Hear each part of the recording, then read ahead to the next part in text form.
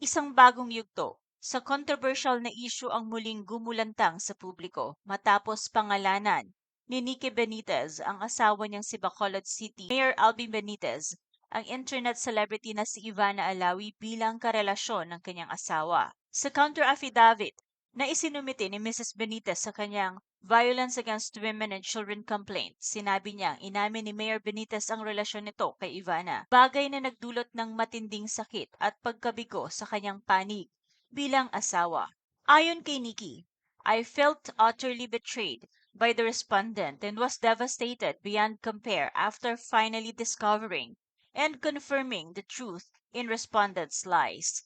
Dagdag pa nito, nabigla siya nang malaman na nais ng alkalde na ipaanal ang kanilang kasal. Ang revelasyong ito ay siyang naging mitsa ng mas malawak pang talakayan sa social media at tradisyonal na media.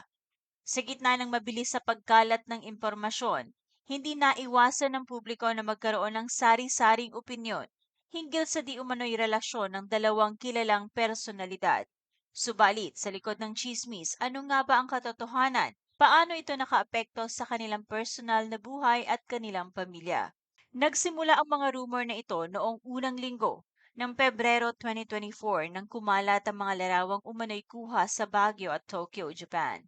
Makikita sa mga kuhang iyon si Ivana Alawi at Mayor Alvi Benitez na tila magkasama. Bagamat walang opisyal na kumpirmasyon sa una, maraming netizens ang naglabas ng kanilang opinyon at haka-haka. Mabilis na naging viral ang mga imahe at dito na nagsimulang uminit ang issue.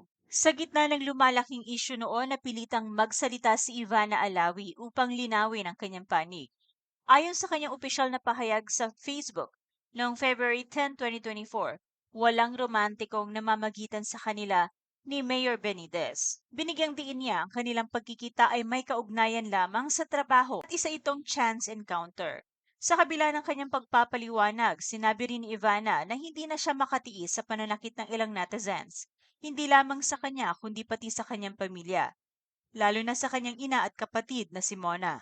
Samantala, nagpahayag rin si Mayor Albi Benitez ng sagot hinggil sa isyong ito. Noong February 12, 2024, humingi siya ng paumanhin kay Ivana Alawi at sa pamilya nito.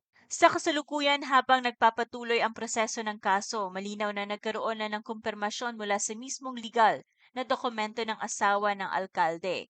Ang hakbang na ito ay nagpapakita na hindi lamang ito basta chismis kundi isang seryosong isyong legal na may matinding implikasyon sa personal at pampublikong buhay ng mga sangkot. Sa ngayon, hindi pa nagbibigay ng bagong pahayag si Ivana Alawi hinggil sa pagkakadawit ng kanyang pangalan sa complaint na inihain ni Nikki Benitez sa kanyang asawa.